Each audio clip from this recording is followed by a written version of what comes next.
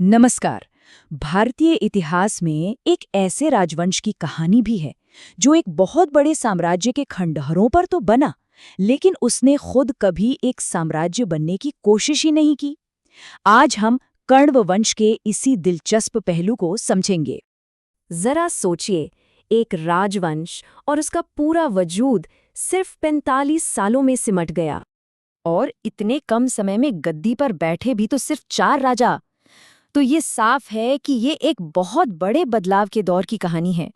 तो सवाल ये उठता है कि इतिहास के इस छोटे से मामूली से लगने वाले अध्याय की हम बात ही क्यों कर रहे हैं? इसकी क्या अहमियत है?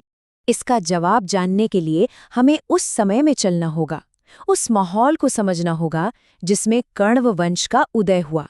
तो बात है 185 ईसा पूर्व की। महान मौर्य साम्राज्य बिखर चुका था, एक छत्रराज का वो दौर खत्म हो गया था और उसकी जगह ले ली थी एक खालीपन ने, एक पावर वैक्यूम ने। देश में राजनीतिक उथल-पुथल मची हुई थी। इतिहास के इसी नए दौर को क्षेत्रीय राज्यों का युग कहा जाता है। और ये बदलाव कितना बड़ा था, इसका अंदाजा इस बात से लगता है कि जहां मौर्यों का साम्राज्य लगभग पूरे उपमहाद्वीप में फैला था, वहीं कण्वों का शासन सिमटकर बस मगध और मध्य भारत के कुछ हिस्सों तक ही रह गया था। तो इसी उथल-पुथल वाले माहौल में कण्व वंश का जन्म हुआ। और ये जन्म किसी बड़ी जंग से नहीं, बल्कि राजधानी में हुए एक तख्तापलट से हुआ। तो हुआ यूं कि शुंग वंश के जो आखिरी शासक थे, देवभूति, वो कह सकते हैं कि राजकाज से ज्यादा विलासिता में डूबे रहते थे। अब उनके ही एक मंत्री थे वसुदेव कण्व, काफी महत्वाकांक्षी।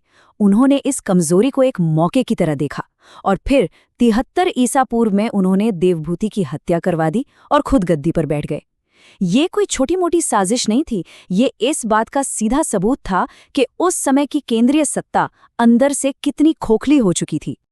अब सत्ता में आने के बाद कण्वों ने जो किया, या यूं कहें जो नहीं किया, वही उनकी कहानी का सबसे दिलचस्प पहलू है। देखिए, कोई नया साम्राज्य खड़ा करने की बजाय उन्होंने बस वही पुरानी शुंग प्रशासनिक व्यवस्था चलाए रखी। मतलब वो एक ऐसे सिस्टम को मैनेज कर रहे थे जो पहले से ही कमजोर पड़ रहा था और जिसमें स्थानीय सामंतों का दबदबा बढ़ता जा रहा था। अगर संस्कृति की बात करें तो उन्होंने ब्राह्मणवादी परंपराओं को तो जारी रखा, लेकिन साथ ही एक तरह की धार्मिक सहिष्णुता भी दिखाई। इसका मतलब ये था कि बौद्ध धर्म जैसे दूसरे पंथ भी बिना किसी खास रोक टोक के फल फूल रहे थे। उनकी आर्थिक ताकत का जरिया था गंगा घाटी की उपजाऊ जमीन और वहां की खेती। ये एक स्थिर अर्थव्यवस्था थी, लेकिन इसमें विस्तार की कोई गुंजाइश नहीं दिख रही थी। हमें जो राजा भूमि मित्र के सिक्के मिले हैं, वो इस बात का पुरातात्विक सबूत हैं कि उनका प्रभाव क्षेत्र वाकई में काफी सीमित था। तो एक तरफ कण्व मगध में अपनी सत्ता जैसे तैसे संभाले हुए थे और दूसरी तरफ उनके चारों ओर नई नई और बहुत शक्तिशाली ताकतें उभर रही थीं। दक्षिण में सातवाहन, उत्तर पश्चिम में इंडो ग्रीक और पश्चिम में शक। ये सब नई शक्तियां थीं जो भारत के राजनीतिक नक्शे को पूरी तरह से बदल रही थीं। असल में कण्व राजवंश सिर्फ अपने दुश्मनों से नहीं घिरा था, वो तो अपने से कहीं ज्यादा शक्तिशाली उत्तराधिकारियों की छाया में जी रहा था। वो बस एक अस्थायी पड़ाव थी। वसुदेव से शुरू होकर भूमिमित्र और नारायण से होते हुए 4 कण्व राजाओं की ये छोटी सी टाइमलाइन सत्ता पर एक बहुत ही छोटी पकड़ की कहानी कहती है। ये कहानी आखिरी शासक सुशर्मा के साथ लगभग 28 ईसा पूर्व में खत्म हो जाती है। और अंत कैसे हुआ? जब ताकतवर सातवाहन राजा सिमुख ने आखिरी कण्व शासक को हरा दिया। ये सिर्फ एक वंश का अंत नहीं था, बल्कि ये इस बात का ऐलान था कि अब सत्ता का केंद्र पुराने मगध से हटकर उभरते हुए दक्षिण की तरफ जा रहा है। तो चलिए अब इन सभी बातों को एक साथ रखकर देखते हैं और अपने शुरुआती सवाल का जवाब ढूंढते हैं।